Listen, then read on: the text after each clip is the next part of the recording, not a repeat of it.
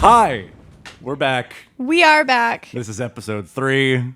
In a repurposed episode 1 room, we can't choose a single setting to stay in. One day we'll decide. This podcast will migrate until further notice. We've got to figure out what we're doing for episode 4 now, don't we? Yeah, we can't Let's just go to like a park. Just record in a park. Can you do that with these microphones? Yeah, absolutely. Oh, that'd be so fun, It would just actually. be a lot of this shit, but We could have like some folks from Brooklynish folks. Brooklynesian folks. Brooklynesians come up to us because people do that in Brooklyn. We did this big painting in the park. Or I should rephrase that. You did a big painting in the park. The only knowledge I had was don't wear anything you don't want to get paint on. Yeah. And I was like, bring water. Show up. Yeah. I was thirsty. At the time, I was struggling with some chronic health issues. Yeah. And I wanted to get the painting finished. You live so close to this park, and I need some help. Yeah. I was like, I need water and your hands. Well, actually, not just your hands. My body is on your painting. It was. I rubbed myself I made upon him your rub. canvas. It turns out when you do that in a public setting, People look at you kind of weird. they notice. Yeah. When a 6'2", what used to be white man, now purple man, they look at you a little strange. Justified. And Very justified. Being yelled at by a 5'4", also covered in paint. Also covered in paint. It was a strange experience. For everyone else. For everyone else. me, it was actually, fine. for us, it was pretty normal. It's like, yeah, this checks out. Yeah, everyone has their own journeys for how they found their creative selves. And I think if we're making an entire podcast about giving advice on pursuing the arts, you should probably care about who the fuck is telling you to do that. We also wanted to tie our journeys into the tarot to drive home sort of like why this podcast and the tarot are so intimately intertwined. So we want to talk about not only our own creative journeys, but how that relates to the major arcana flow of the tarot. The creative journey, the creative act is over and over again this massive cosmic drama. And like, keep saying and like. We're trying to say and like less. We are putting a swear jar metaphorically out, but it's not for fucks. It's for ums. It's for ums. There will be no money put into it for fucks. We also don't have much money, so it is a metaphorical. This is a metaphorical jar. We are It will figuring remain it empty. out on Yes. this podcast. We are not. I see tarot as this larger self-reflective tool to remove yourself enough to view your life as this cosmic drama. Yeah, and it's also like it ties into the whole wooey nature of creativity. When I say wooey, I just mean like this spiritual energy around it. For me, I don't know how other witches feel, but like I need a little bit of direction when it comes to the woo-woo shit. Like I don't get my downloads or my channeling in a very direct way. So it is very helpful for me to use tools to guide my intuition. That's the plan for this podcast. We're going to talk about ourselves. We're going to get you to care who the fuck we are. You're gonna fucking care. And then you're going to fucking care. Why should you care? This is why. I guess you don't have to. Yeah, we thought that introducing ourselves at this point and why we're doing what we're doing on this podcast could be a little fun, could be a little background, could be a little bit. Everyone loves a backstory. Yeah. And we have a relatively collective one, so We have crossed paths on our journeys on many occasions. we for met sure. studying the arts because that's what we choose to do. At a pivotal time. At a pivotal time in our lives. Pivotal. We were pivoting at the time. Pivoting at... Oh. Is that what you'd call an art institution? Pivoting? It's like, I could do that. Nah. Nah. I can contribute to society. Nah. I hope it's different now, but it needed to go to college. It wasn't really a choice that, it was we that came from sort that of- generation that's, I think, a little bit before what's happening now, where we were raised like you kind of need to go to college. Like you could join the You military. should pursue higher education. I read something recently that was actually like in relation to administrative assistants specifically, something over half of the percentage of the people in the workforce are not eligible or not Qualified? qualified. Thank you. Qualified. They're not qualified to do 95% of the jobs that are being listed. Ooh. Because anyway, so I digress. What I was talking about is this pressure that we had to attend a university. Two things happened. I was into art and I knew I needed to go to college. And So I go think to art college. that's the simplest explanation of Yes, put those together. They're beautiful. I knew I liked art, so it wasn't an issue for me to study art, but it didn't really have a purpose. And I didn't have a purpose. I think that's a time in our lives where we don't feel purposeful. Yeah. We're sort of like trying to be a human that functions more than we are finding purpose at that age. I think this is a John Mulaney bit, but who the fuck let me spend that much money when I was 17? Who let me decide what I'm spending that much money on when I was a child? Yeah. An actual legal child. I clearly got it right. I'm still pursuing art. But still, why? So that's the thing. There wasn't a reason. I think for my entire college experience, there was not a reason other than I liked doing this. I still like doing this, and I needed a degree because you need a degree, which I don't agree with at this point. So what happened next? Bless you. Meet Natalia. Meet Natalia, my partner. She lives here. This is She her lives living here. room. This is actually our living room now. I think we talked about it in episode 2. We had our cat's birthday party, and we needed a living room to host people. So this is the living room Naturally. now. As most living rooms are born From via cats having birthdays. Yeah. I was talking about purpose.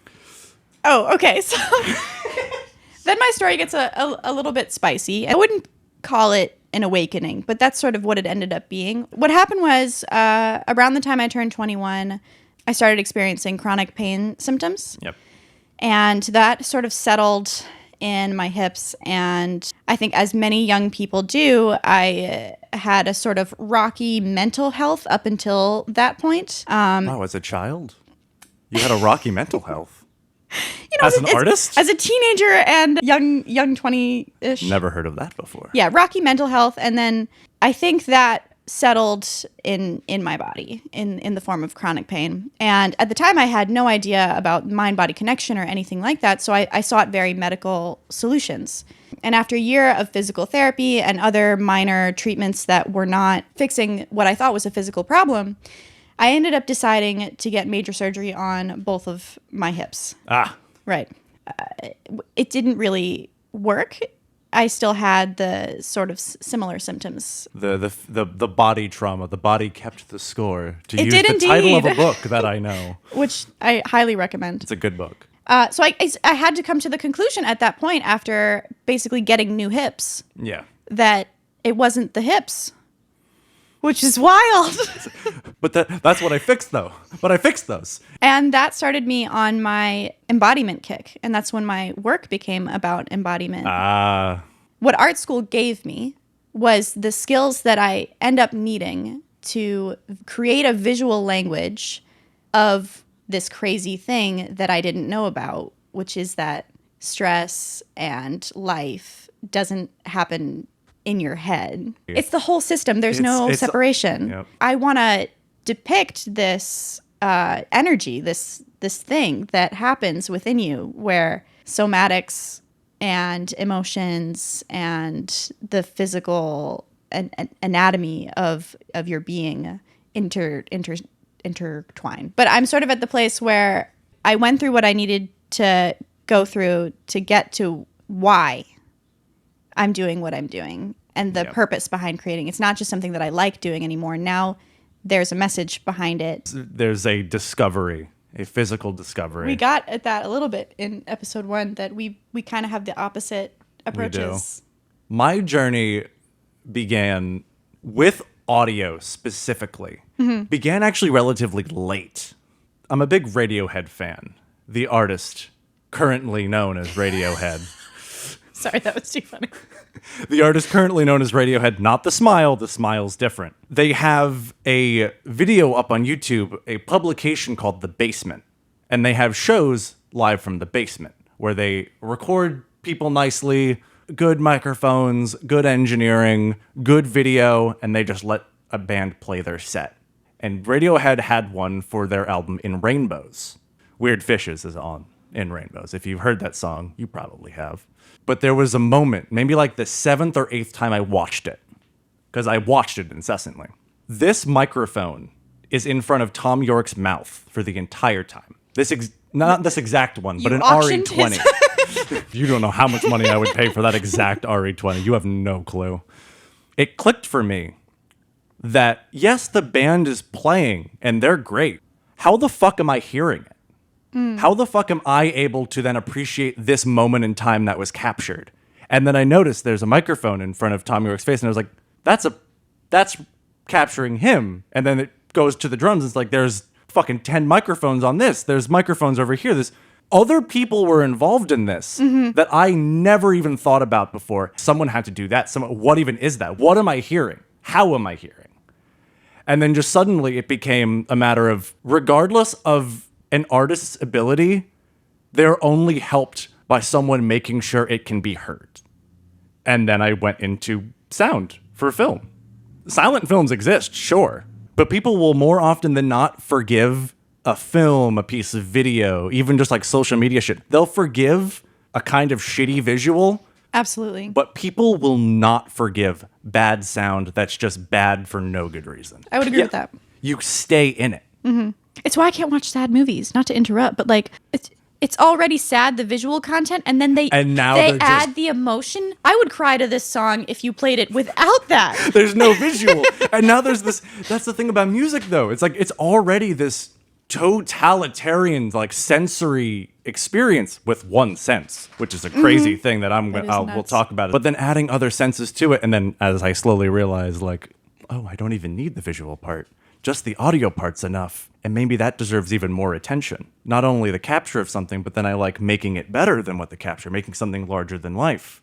Bringing ideas to life is what I fell in love with by simply watching a silly little live show. Kind of like the month I realized that, in a month I purchased this exact microphone. Speaking of buying expensive equipment, I have a fun story from when we met. I didn't know about sounds very much. So I was listening to music on these shitty knockoff Bluetooth headphones. I'll be honest, I probably saw them. I went, oh.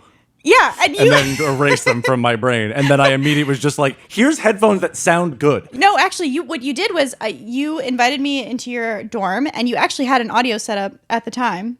And you put those headphones, we're pointing. They're a pair of Sennheiser 568s, I think what they're called. And you played for me what I was listening to at the time, which is not the trash I listen to now. I was... You've actually devolved.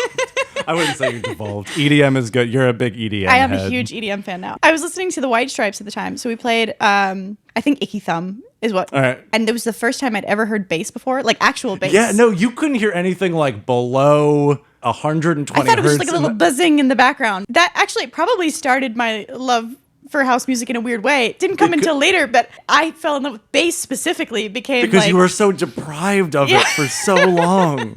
You were deprived of that low-end information that you went to the genre where that's the sole thing driving it. So I actually bought those headphones because he put them on my ears and had me actually listen to real sound. And actually, you've given me a huge appreciation for noises that I didn't have before. So thank you for that. You're welcome. It's a new sense experience. It's almost like, not like taking a full dose, but maybe like a microdose of your favorite psychoactive medicine. None being particularly mentioned. You're just like, the first time you do it, you're just shocked. Imagine walking through like the MoMA with the lights dimmed. Oh, and then in the middle of your browsing, someone was just like, oh, fuck, I forgot this light. Click. What the fuck? What like drives you in the current day? Like there's still all the body shit. Mm-hmm. But like in the current day, like what is your fascination with art? How the woo-woo shit intertwines with it. So I'm inspired by people like Queen Herbie is actually a really good example. Of Herbie House. House of Herbie. Herbie Fully Loaded. The joke is being repeated. It's still funny. People who are taking spiritual woo-woo stuff and translating it into art. Because I haven't found a solution to my health, my chronic joint pain. The things that I've found that have helped have been things like yoga, mindfulness, breath work, and those fun little psychoactive herbs and spices. Herbs and spices that we sometimes partake in. That we allow ourselves. Which is totally not who I was before. But now my mind is more open towards different healing modalities. I just didn't know about it before.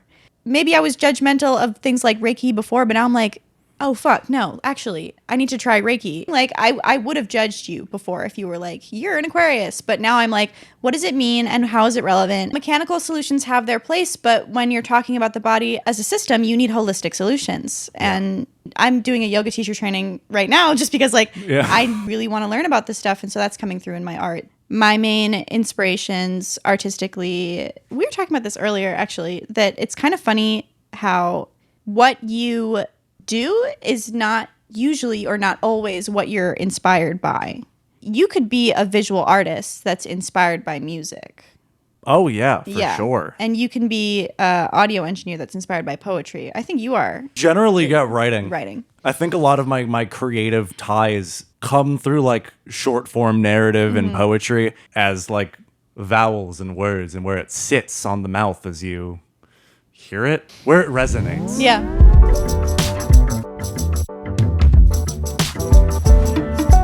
So part of the excitement for me about starting this podcast is actually what's been inspiring me recently is podcasts. Science, anatomy, biology, recent studies about mind-body connections. Like I'm all up in the building of this information that my work is based off of. So I would say that right now that's sort of my inspiration. I am fascinated by how people perceive the world in wildly different ways because of their wild different circumstances. As an engineer, I'm violently nodding right now. You can't see. There's a violent nod going on. But everyone, based on their individual places in time, have built this internal phantom perfect. In their head, they have exactly what it should be. And that changes from person to person, from project to project. As a post-production engineer whose job is to be malleable and to be able to push those ideas even further, it is fascinating trying to get into the head of someone, the soul of intention. I love that. Oh, I love that. Thank you. So another thing that I'm interested in as someone getting to know you as a creative, which by the way, this has been nice because like we know each other, but we don't know. It's like, you know that I make art about the body and you know what I've been through in a general sense, but like, I feel like I'm getting... You're getting a little bit of the artist statement right now, yeah. So another thing that I'd love to know about is process. Like what gets you going and how do you maintain it? I'm going to contradict something I said in episode 2. Okay, that's that fair. You don't need tools to be a better artist. And I believe that wholeheartedly. However, in music, in the art of engineering, a lot of recording history is built upon what tools even made it possible to begin with. Innovation. Before the vacuum tube, which I'm pretty sure was invented to get a fucking man on the moon, someone decided, I'm going to run a guitar through that and make it loud now. Someone thought, I'm going to use that to amplify a signal of a microphone and record it once tape machines came around.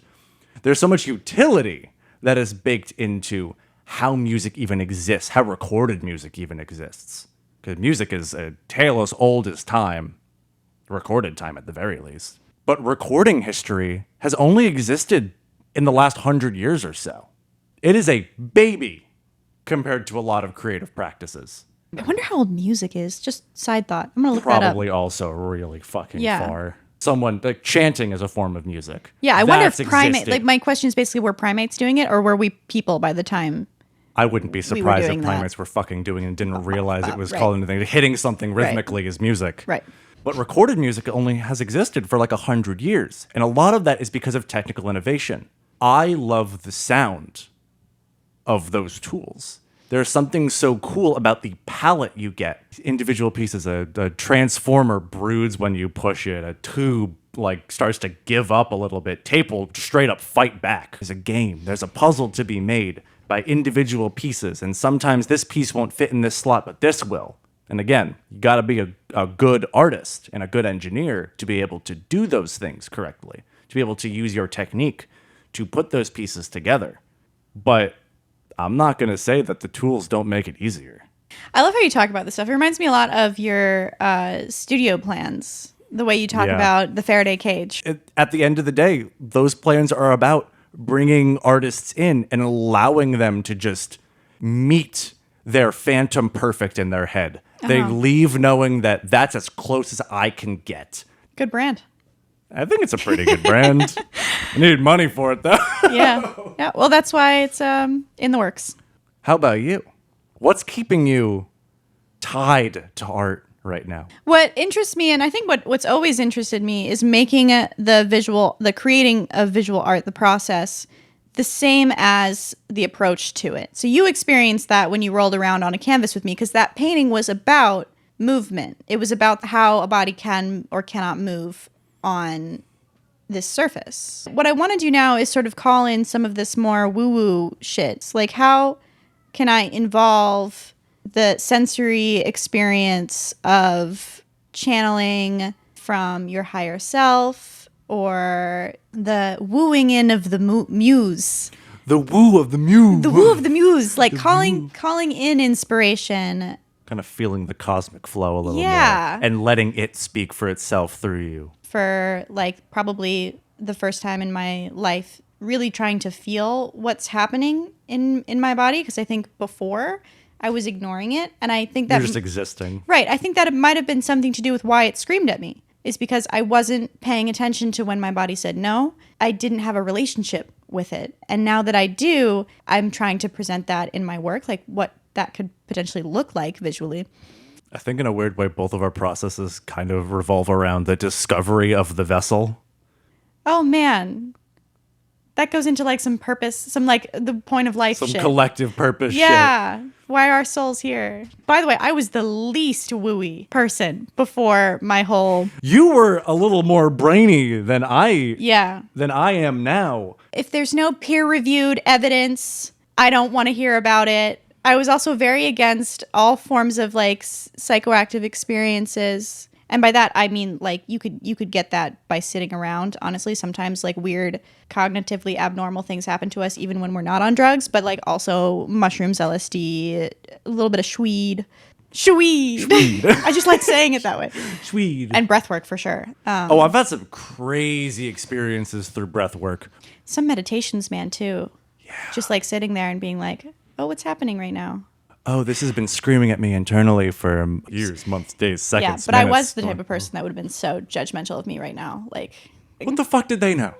They didn't know much. They didn't know that they needed to take care of themselves. Oh, inner child work. It happened. There we go. I hope you've spent some time since the last episode, listener, saying hello to your inner child. Oh, we did talk about that last episode. We did, yeah. So why is this podcast tarot inspired? Like, why is this even a part of what we're doing here? Life is a cosmic journey. And the tarot sort of describes a cosmic journey. The tarot is a journey. It is the hero's journey. It's the hero's to some journey. extent. I have a tiny Rider-Waite deck called the Universal Weight. The only difference between the Universal Weight and the Rider-Waite, as I've been asked since the airing of the first episode, the Universal Weight is just smaller, so it can be everywhere, and the colors are punched up. They took the rider out of it. Rider had nothing to do with the original Rider-Waite deck. They took the art from a female artist. Ooh, I love some history of tarot thrown in here. I will not be good to have talking about that context. specifically, but I will talk about the beginnings of tarot, which is also theft.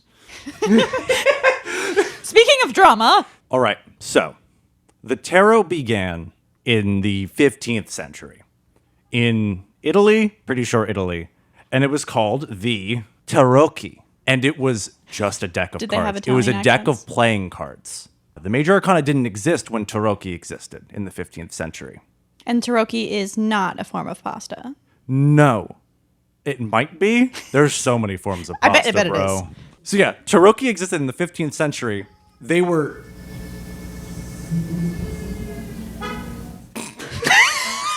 I hope that got picked up by one of our microphones. I'm gonna have to lift the volume so high to pick that up. That was good. We're back in the room that's very close to the street, so deal with the street noise. If you want to support us and get us into a podcasting studio, please support our Patreon. Yes. The tarocchi, 15th century, just playing cards. It gained the occult along the way. I see. We'll get to that point. A lot of these decks were considered a form of heirloom, and they'd be hand-painted and commissioned by the wealthy. I see. So they had a little creative mysticism around them already. They didn't really have a lot of mysticism, though. Well, being passed down from generation to generation. Oh, sure, yeah. But they also did that with their wealth and their power, and so as much as you want to call that mysticism, I almost called it narcolepsy. It's not narcolepsy. The other N word that means the passing down of power and wealth. Ooh, no, I know that word. Nepotism. Yes, that one. Narcolepsy. I'm giving you my narcolepsy. Which you can also do genetically, probably. Genetically works the same. Nepotism. It's just like narcolepsy. Nepotism is just like narcolepsy. You're asleep to the rest of the world's problems. You've never experienced them. Aha! Is that what narcolepsy is? I don't know. Fuck. It did have one part of the major arcana, and it was the Fool. That was their joker, essentially, their wild card. But then as it got picked up outside of Italy by the French bourgeois and the rest of the Europe... French. The fucking French had a lot to do They with ruined tarot. a lot of the art that was in Italy. So as the bourgeois began taking on that sort of commissioning these heirloom toys, essentially, they began kind of a pissing contest of adding more things to their decks. Oh, I see. And slowly the major arcana grew. But they were still just playing games with it. Until the 18th century, during the Enlightenment. Or following the Enlightenment. Yeah, following the Enlightenment, that would be. When all of Europe remembered that, oh, we may have spread our seed over most of One the way globe. to put it. Am I wrong? They were kind of the spiritual sinkhole of the world by that point. They began poking at like other cultures' forms of viewing yourself more critically, self-reflection. One of those being I Ching from like the Eastern world. Fascinating. Europe saw things like I Ching and were like, why don't we have any of that? Oh, these playing cards, they mean something. The Tarocchi. They started using the tarocchi. They started using the tarocchi, which is not the shape of pasta. Maybe yes or maybe no. I mean, lasagna, is that not a card-shaped pasta? We should be calling this the universal lasagna. The occult only began around that during the Enlightenment in the 17th and 18th century. So as far as self-reflective means of what we now call witchcraft, those spiritual divination sources of which to view ourselves in a different light, tarot's honestly a fucking infant and only exists because a Frenchman was just like, we don't have that in the Western world. Wah. So now we have tarot. From the Fool, this open-minded, not blank slate, but just ready to receive. A beginner of a new loop, but doesn't necessarily have to be completely foolish to the world. Because it talks about life as in cycles. Yeah, the Fool is derived from, in the time of the Tarocchi, the Fool was a figure in the court that was meant to humor the court. Not because they were stupid, but because they could say anything without the ire of the king. They could speak the truth without fear of death, essentially. Just receiving the world and saying it as it is. Not in a foolish way, but in a way that is not in fear of what the world throws back at So they were insult comics. A little bit. They were the first, they were the first shock humor comic. And what's at the end of the cycle? So before the Fool, who's The world. the world? Okay, so tell It me goes about from the Fool to the world, and the world is realizing that things have come together, that you have I see. created your image. Then you fall back all the way to the Fool as you begin the next cycle. A person's life is not one cycle of the major arcana. A person's life includes countless cycles. You might get stuck in a certain section of that flow many times in your life. You may think that you've never been the Fool. You've definitely been the Fool. Everyone's been the Fool so many times. This is kind of why we wanted to make sure to include this as a part of our creative living podcast too, because starting a project from the ideation phase to the completion phase can be worked out in this same way. We're going to tie in a little bit of what we have on our Patreon, actually. Oh, yeah. Yeah. I'm going to be offering creative consultations for our community and other people outside of the community. What are creative consultations? Well, thank you for asking. Creative consultations. Creative consultations are going to be, if you have a question about your artistic journey, about your creative path, and you just want a setting to reflect through the tarot. I find whenever I've gotten tarot cards pulled for me, even just understanding where I'm at now based on my reading, because a lot of truth comes through when you get this sort of reflection, how your life and where you are is related to whatever's on the table. That gives you a lot more perspective to deal with whatever you're going through. The biggest critique I ever see of tarot is, yeah, well, this card could mean anything. You could, as long as you have some internal knowledge of the person you're reading for, you can make up whatever you want. Sure, but is that not also just self-reflection?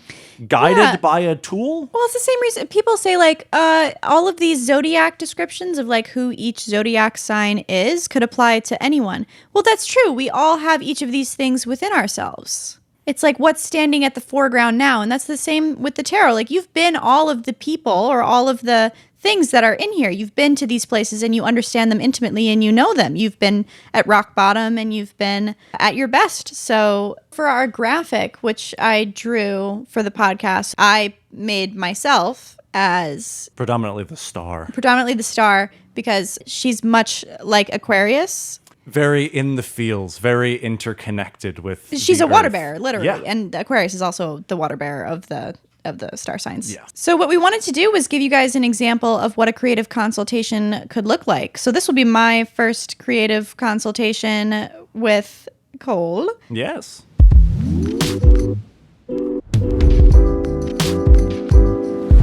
Welcome to the tarot portion. Welcome to the creative consultation Yes. portion. It's all about me today. Today it's all about you. Usually we're giving readings. It's always about fucking you. Usually we're doing readings about the conversation that we previously had in the podcast and then over on our Patreon for a community tarot pull.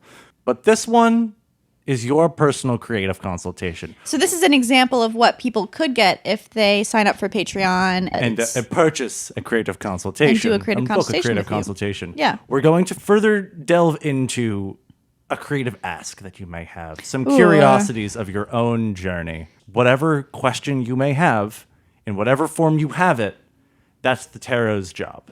Okay. Is to help bring some greater purpose and specificity to the amorphous concern that you may have in the present moment. I have kind of more of a specific question, but I also have probably a more interesting... If you feel like it would be useful to know both your kind of yes and no-ish question and your more amorphous concern, present both. The Okay. tarot will concern itself with what is the more important thing to tell you. Oh, excellent. Okay. So I think generally I've been thinking about how much time I should be spending showing the work that I've already created, the portfolio that I have, versus how much time I should be spending towards making new work. Because sometimes what ends up happening to me in my creative life is that I don't pick a focus and then I don't get as much done. If it feels too overwhelming, like I have too much to do versus if I pick one thing to work on, It'll at least that get helps done. me get The it one done. thing will get done. Yeah. So your yes or no is along the lines of, should I be making more portfolio work, Yeah, or is should now I a be good focusing time? on pushing what portfolio work you Yeah. currently have? Is now a good creative time or is it a good pushing time? Exactly. Yeah. And then your more amorphous concern. That one I think might be more interesting for the tarot to give me some insight into. I have an idea for a painting. I have this large canvas in my studio that I have not tackled yet. I know what I want to make it about, but what I really want to know is how to make it authentically. May I ask what this work is concerning itself with? Sure, yeah. So it's this big canvas. It's already primed in black. I want to pull the light out of the darkness here. So what I want the light to be is, you know how we were talking about music earlier. You know how when you're listening to bass music, you feel it. The unsi. Yeah, you feel the bass, In your especially chest. if it's loud. It is a chest feel. Yeah. Yeah. Even when music isn't bassy and not loud, if you're sort of paying attention, it could be just like background elevator music. You still kind of feel it somewhere or experience the music in a sensory way. So I want to describe that visually. I want to create a visualization of the energy I want to make it authentic to myself. Got you. Right. Got you. And I want to know how to do that because it's easy for me to think about what visuals people might need to get the idea of that idea. Yeah. It's an idea that's been done before, right? So I could paint it how I think people would understand it. But that's not my goal here. My goal is to paint it. It's a personally affirming. Yes, exactly. That can be done. Okay. So let's go into it. I'm going to shuffle a little bit, then I'm going to pass these cards to you. If anything flies out while you're shuffling, it's in relation to you. When I will pull your cards, they are in relation to you. I don't know how to... Is that just... Does that mean anything?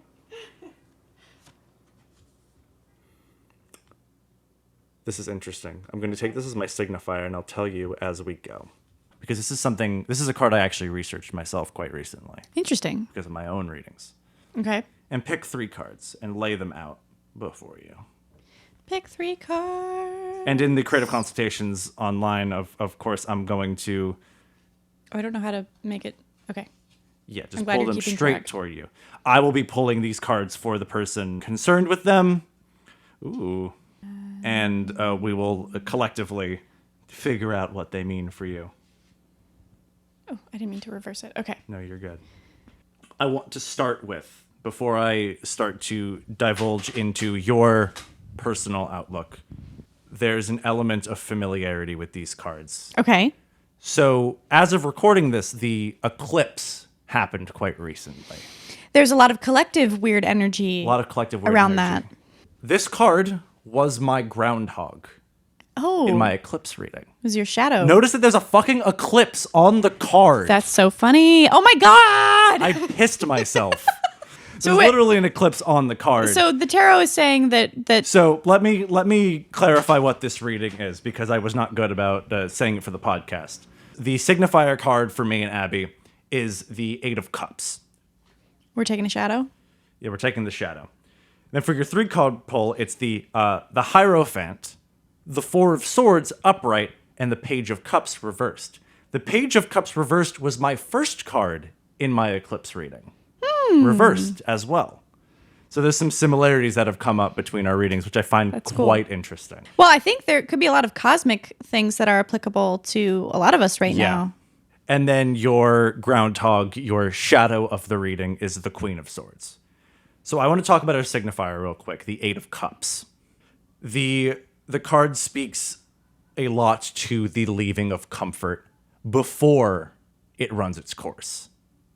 Pursuing a next channel, pursuing a greater enlightenment, pursuing a higher self, and leaving a comfortable situation where you weren't exactly in tune with where you're moving next in your journey. Oh wow, that reminds me a lot of me leaving my job. That could very well be what it's speaking to. But in the terms of your current question, this to me immediately screams that you should keep iterating on your work. Because you're at a pivotal point right now where you can grow at a depth that you did not even consider before. In iterating on your own ideas, in challenging yourself to create something, put it away, create another thing, put it away, create another thing, put it away, you will find out more about your creativity by doing the act. In this card, it depicts them walking away from this comfortable stack of cups up the hill of the hermit. So is it kind of saying that by turning away from these comforts, I turn towards the more You turn authentic? towards progress. You reach your own status of hermit. The hermit in one form is the guide, and in another form is you as an enlightened, self-knowledgeable being. Oh, So your journey, as is mine, considering this was my groundhog for the eclipse reading, is figuring out what makes us more authentic in ourselves. Your means of doing so, based on your question, is continuing to create. And that might mean creating smaller works, focus studies, and see what grabs you as far as depicting, as you said, what music feels like, what the pulse, the human pulse inside of you when you're listening feels like. feels like a whole reading in and of itself. I only know that much because that was very significant in my reading, and that it came up for you in the exact same form. Pretty cool. Yeah, I mean, it's also probably super relevant just because we're still living in the aftermath of that astrological event. So the Hierophant upright is a lot of orthodox nature. It's a very holy card if you look at it upright. Religion, not necessarily for religious sake, but religion in terms of this is by which you live by. This is so funny because we were just talking about before, like how I went from kind of a more intellectual type to a more wooey type. Reversed is the turning toward creating your own ideas. Creating a religion, quote unquote, around yourself and your ideas and your perception of the world and how you can better the positions that you're in, the world that you're in, through understanding yourself better. Creating a religion around my own ideas. Sounds really cool. Allowing the way that you feel to be as important as some text that was written thousands of years ago that we don't even do. I love that. So the Four of Swords, upright. That's come up in our readings, actually, a couple times at this point. It's withdrawal from the world. Taking time to reflect. It's the collection of ideas to then put them into execution once it's reversed and you reemerge into the world. Again, to speak to the making of more works in order to pick the pieces for a larger creative act. You're forming your own original ideas and refining them through process and through iteration. You're going to take some time in the background, maybe for the moment, as you're creating these smaller focus pieces, working on your past catalog. But in the background, you must be iterating on your ideas and refining your ideas to then put into this larger piece, and it will be so much better off because of it. I see. So do you think the tarot is telling us that we're in a more introspective point in our lives if this keeps coming up? There's a point of a new cosmic door. I keep using the word cosmic, but a new cosmic doorway for self-discovery and self-immersion has been opened in light of the eclipse. Where there was already depth, there is now cosmic significance to that depth. What we choose to pursue will actually change the world in a more meaningful and more lasting way. What we choose to do with it, we're figuring that out. Right. The Page of Cups reversed.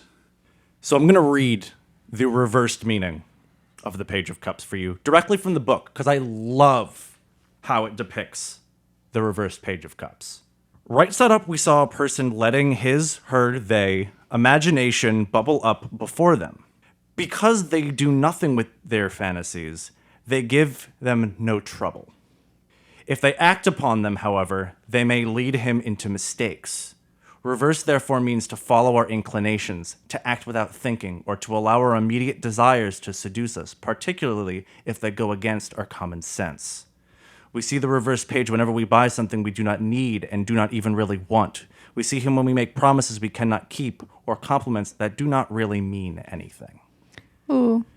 It is letting no thought be left inside. Because there's some ideas that might be latent that haven't been given that intellectual weight because you just haven't been seen. Mm-hmm. They've only been thought about, they've only been felt. But when you see something, you could begin to think of it in a different light. And maybe there's an answer there to how you want to be more authentic in creating that feeling of pulse. And even if half of what you make ends up being like, yeah, that was shit, that didn't mean anything, there will be things to be found in that process. Okay. So the Queen of Swords was your groundhog. My shadow. Your shadow of your reading. So I'm going to read the first sentence or two here. As the yin aspect of the suit, the Queen of Swords symbolizes experiences of both sorrow and wisdom, especially the connection between them. Having experienced pain, the card sometimes signifies widowhood. Is there a husband that I don't know about? I was once married to my hips, and then one day... and then we got divorced. A surgeon... A surgeon divorced us. And having faced it with courage, acceptance, and honesty, she has found wisdom. It is in acknowledging somatic pain. It is acknowledging the journey through thought, sifting through good and bad, useful and unuseful, that we can become wiser. Mm-hmm. It is through accepting that innate experience is neither good or bad. It is what we do with it from there. In terms of your whole question, in terms of should you be spending time making more work, or should you spend more time pushing what work you already have and then your broader concern being along the lines of how do you be more authentic in your larger pulse-based piece, as you put it. It comes through exploration. It comes through iteration. It comes through not inhibiting any latent thought and creating smaller pieces to pull its best parts. Okay. It's refining. Yeah, that makes sense. The time of creation being that of discovery rather than creating product. Be iterating, be putting any idea you have down onto a canvas, because you'll only know if something's right or wrong When I see it. when you see it. Very, very interesting. Okay. That is good advice. Damn, that was cool. So that's our first creative consultation. I for liked you. it a lot. We're both on this journey of being more authentic selves. There is not a right way to be yourself. You are the only person who dictates that. Very wise, very hermity. Be a nice widow. Be a very good widow. Be a very good widow. You must go through many men.